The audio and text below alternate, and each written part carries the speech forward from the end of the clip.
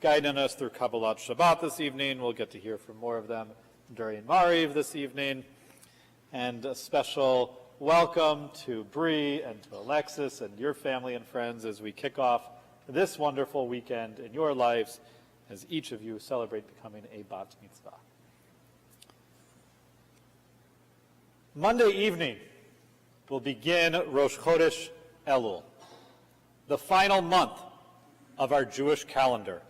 Meaning in just over a month from now, we will be filling the sanctuary as we welcome in the new year. But it's this month that we're about to embark upon that begins the process of introspection, the process of tshuva, of repentance. In fact, each and every month gives us this opportunity.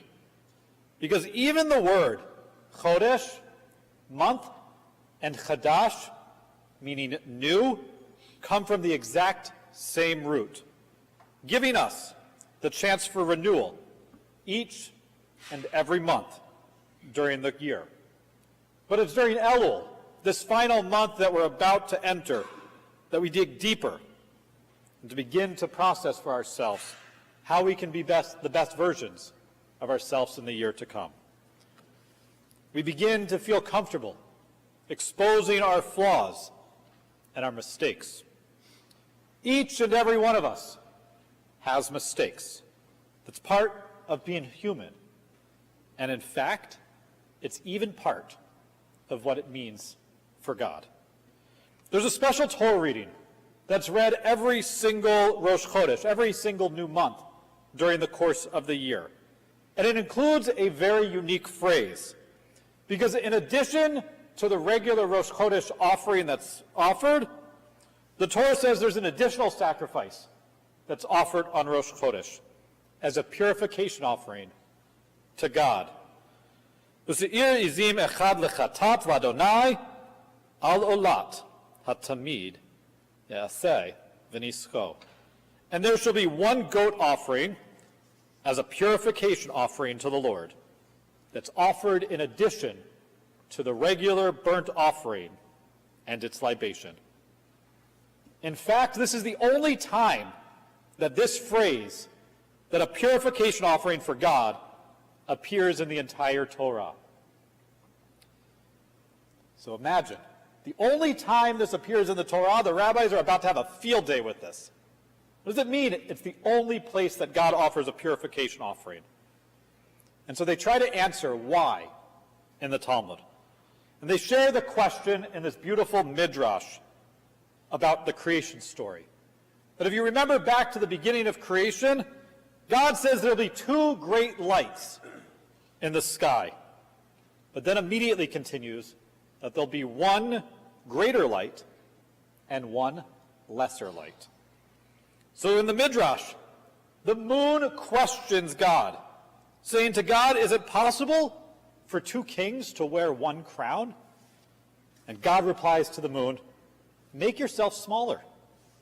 To which the moon cries back to God, because I suggested what is proper, I must make myself smaller? God replies to the moon, then the sun will rule by day, and you, the moon, will rule by night. The moon is not satisfied with this answer and says, you don't need a lamp to light anything during the day.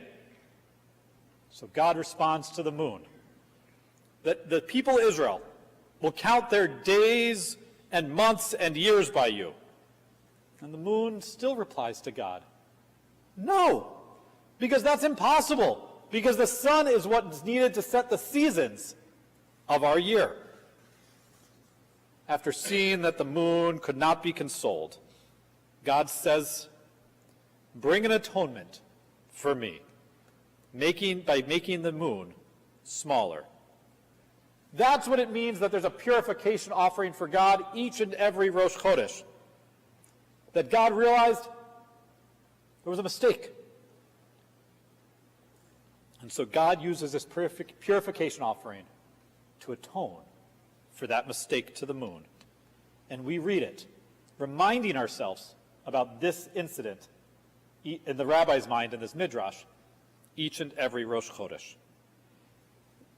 We often think of God as perfect, but it's remarkable that the rabbis had no problem highlighting that even God is not perfect. Even God can make a mistake. And each of us is created, B'Tselem Elohim, in the image of God.